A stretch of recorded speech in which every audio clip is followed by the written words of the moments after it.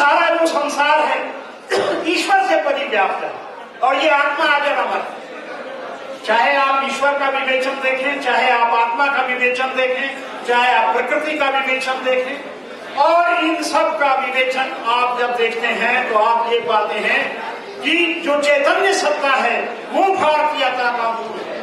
आत्मा को अजर अमर मानना ये भारतीयता का मूल है। प्रकृति से जुड़ाव ये भारतीयता का मूल है।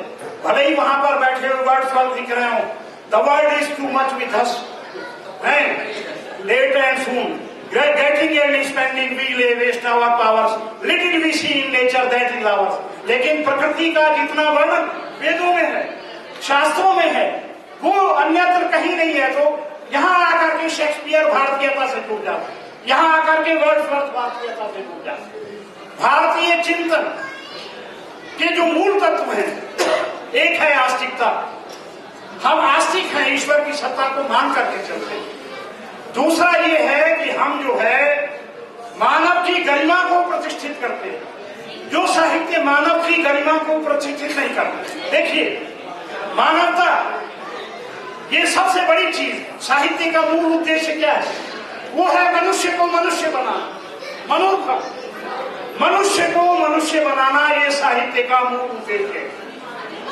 और जितने भी साहित्यकार हैं उनकी रचनाओं को आप देखेंगे तो जिनमें ये मूल तत्व आपको मिलता है, जो मनुष्य को मनुष्य बनाने की चेष्टा कर रहे हैं, वो भारतीयता से जुड़े हुए हैं। तो इसलिए वेदों में कहा गया मनोभाव, मनुष्य बन सबसे बड़ी चीज है। आज जो लोग उससे कटे हुए हैं, आज आप जिस आतंकवाद को देख रहे हैं, मनुष्यता से कटा हुआ है। अब अगर उस तरह के साहित्य को बढ़ावा देता है कोई, वो भारतीयता का साहित्य नहीं है। भारतीयता का साहित्य वह होगा, भारतीयता की अवधारणा उस साहित्य में मूर्तित होगी जो साहित्य मानवता को प्रतिष्ठित करे।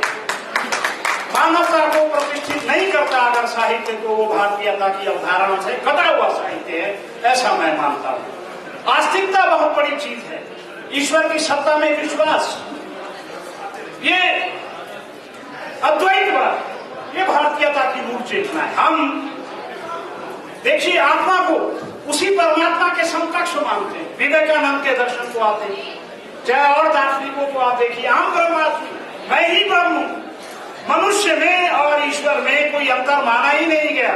हम वहां तक पहुंच सकते हैं और इसका विवेचन हमारे जो साहित्यकार हैं वो बराबर करते रहे। विवेकानंद का तो साहित्य ही हमारे सामने, लेकिन आप और देखिए जयशंकर प्रसाद को देखिए। आज हम जिस स्त्री विमर्श की बात करते हैं और मनु को गाली भी दे देते हैं, लेकिन मनु ने लिखा कि यत्र नार्यस्तु पूज्यन्ते रमन्ते तत्र देवता, जहां पर स्त्रियों का सम्मान होता है वहीं पर देवता निवास करते हैं। देवता कहीं और निवास नहीं करते। स्त्रियों के सम्मान की बात सबसे पहले जो है मनु ने की, और आज जिस स्त्री विमर्श की बात चल रही है उसके मूल सूत्र हम वहां से ढूंढ सकते हैं। आज दलित विमर्श की बात हो रही है, लोग कहते हैं कि साहब हमारे यहाँ सूत्रों को सम्मान नहीं दिया।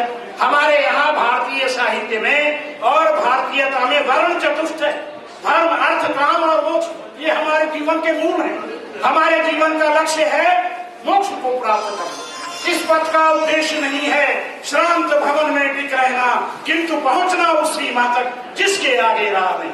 हमें तो उस सीमा तक पहुंचना है जिसके आगे कोई रास्ता नहीं। साहित्य यही करता है। साहित्य का काम क्या है? हितेन सहिता साहित्य, जो हित से सहित है वो साहित्य, जिसमें सर्वजन हिताय की भावना है वो साहित्य, जिसमें लोक मंगल की भावना है वो साहित्य। भारतीय साहित्य वो है जो लोक मंगल की बात करता है, लोक कल्याण की बात करता है, जन कल्याण की बात करता है, मानव मानव में भेद नहीं करता। समत्व दर्शन है, एकात्म दर्शन है। हमारे यहाँ का मूल है एकात्म दर्शन, समत्व दर्शन। समत्वम योग उच्यते, समत्व को भी योग कहा गया। जहां समत्व नहीं है, इसलिए स्त्री हो पुरुष हो कोई भी हो, किसी वर्ण का हो, ब्राह्मण क्षत्रिय वैश्य शूद्र, और हमारे यहाँ शूद्र जो है वो ऐसे नहीं माना गया। हमारे ये कहा गया कि शूद्र भी ब्राह्मण हो सकता है, कर्म से माना गया। कर्म प्रधान विश्व रचि राखा, जो जस करे सो तस कर। कर्म प्रधान है, इसलिए कोई जन्मना जायते शूद्रो, जन्म से हर व्यक्ति शूद्र होता है। कर्मणा द्विजुच्यते, कर्म से व्यक्ति ब्राह्मण बनता है। व्यक्ति ब्राह्मण बनेगा कर्म से। आज हम जिस दलित विमर्श की बात करते हैं, ये आप इसके मूल में खोज सकते हैं कि कर्म ना आ जाए है, जन्म ना आ जाए, जन्म से है व्यक्ति, लेकिन कोई कर्म अच्छा कर रहा है, जगजीवन राम भी बन सकता है, भारत का उपराष्ट्रपति बन सकता है। आप देखिए, इसलिए हमारे यहाँ वो जिस चेतना की आज, और बड़े बड़े महाकवि तो हुए हैं, चाहे वो वाल्मीकि हो, कबीर हो, रैदास, दन्ना हो, इतने ही भक्ति काल के कवि हैं, जिन सबको जो है जाति के हिसाब से जाति पाति पूछे नहीं कोई, हरि को भजे सो हरि का हो। और स्त्री की जो बात है, स्त्री विमर्श की, चाहे आप किसी भी कवि को उठाकर देख लीजिए, जो बड़े कवि हुए, छोटे कवियों की बात नहीं कर सकते। चाहे आप रविन्द्रनाथ टैगोर को देखें, चाहे आप सुब्रमण्यम भारती को देखें, चाहे आप हिंदी में जयशंकर प्रसाद को देखें, कि तुम भूल गए पुरुषत्व मोह में, कुछ सत्ता है नारी की, समरसता है संबंध बनी अधिकार और अधिकार। ये समरसता है स्त्री और पुरुष के बीच में जो सामंजस्य है, ये सामंजस्य भारतीय संस्कृति का मूल है। अनेकता में एकता भारतीय संस्कृति का मूल है। अनेकता में एकता होनी चाहिए, विविधता में एकता है। कहा गया कि एकम सद्विप्रा बहुधा वदन्ति, एक ही ईश्वर को बहुत से नामों से पुकारा जाता है, एकम सद्विप्रा बहुधा वदन्ति। तो ये जो अनेकता में एकता की भावना है और समत्व दर्शन है, सब में एक ही ब्रह्म है, किसी में कोई दूसरा ब्रह्म नहीं है। तो इसलिए प्रसाद ने कहा कि तुम भूल गए पुरुषत्व मोह में, कुछ सत्ता है नारी की, समरसता है संबंध बनी अधिकार और अधिकारी की। कर्म की बात देखिए, बिना कर्म के जीवन में कुछ नहीं। जीवन में यदि हम कर्म करेंगे तो श्रेष्ठ कर्मों से हम उच्चता को प्राप्त करेंगे, शून्य से शिखर तक पहुंच जाएंगे। अगर हम श्रेष्ठ कर्म करेंगे जीवन में, तो उन कर्मों के द्वारा हम शून्य से शिखर तक पहुंच जाएंगे। यह नील मनोहर कृतियों का यह विश्व कर्म रंगस्थल है परंपरा लग रही यहाँ, ठहरा जिसमें जितना बने। जो जितने अच्छे कर्म करेगा वो उतने ही समय तक जीवित रहेगा।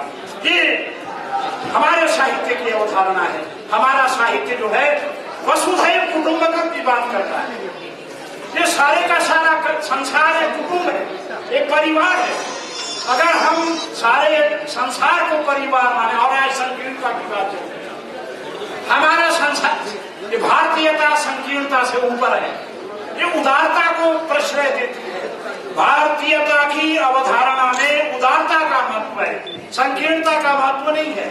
इसी को वैष्णवता कहा गया है, इसी को जो है आप समत्व दर्शन कहते हैं।